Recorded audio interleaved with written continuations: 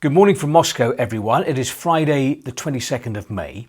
Now, from reading this morning's Russian papers, the one word that comes to mind is contrast. There is everything here from cabbages can surprise you to warnings of doomsday. Russia and Belarus flex their nuclear muscles in joint drills, the largest military exercises since the fall of the Soviet Union.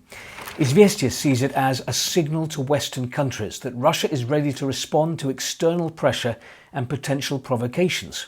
But in this muscle flexing, there is also, I think, a message for domestic consumption, to leave the Russian public in no doubt that their country is a military superpower, even though the war on Ukraine hasn't gone to plan, and to show that Russia is feared.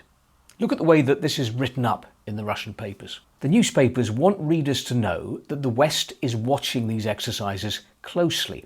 In Izvestia's headline, why the Russia-Belarus nuclear drills have attracted so much attention in NATO and the West.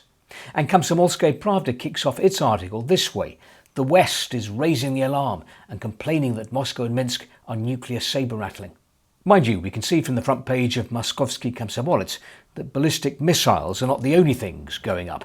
So is the price of carrots, up 38% since the start of the year. Kommersant reports on an awards ceremony in the Kremlin. Among those honoured was a Russian folk and pop singer Nadezhda Babkina, who is a big Putin fan.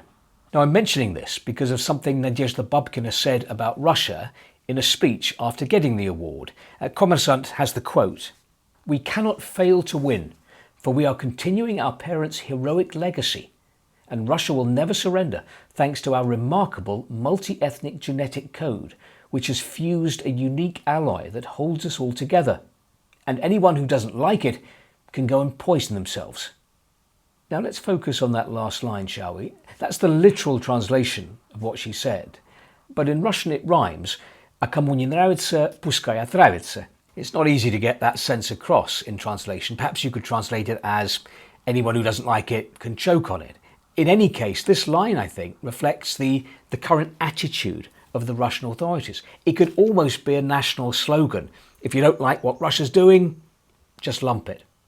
Kommersant also has an interview with Iran's ambassador to Moscow, who advises Russia to employ maximum caution in any talks with Steve Witkoff and Jared Kushner.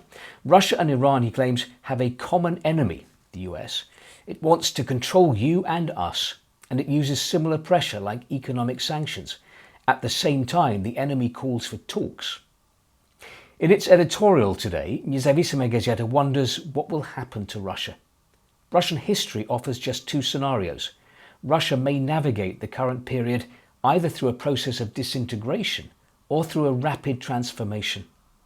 Moscow newspaper kiosks are being transformed, reports Вечерняя Moskva.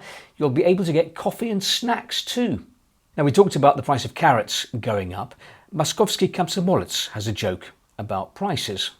I really don't want to be rich. I'd just like everything to be 10 times cheaper. And Komsomolskaya Pravda has a little poem. The Seychelles will have to wait. Croatia can't go. All I can afford is to stay in bed, you know.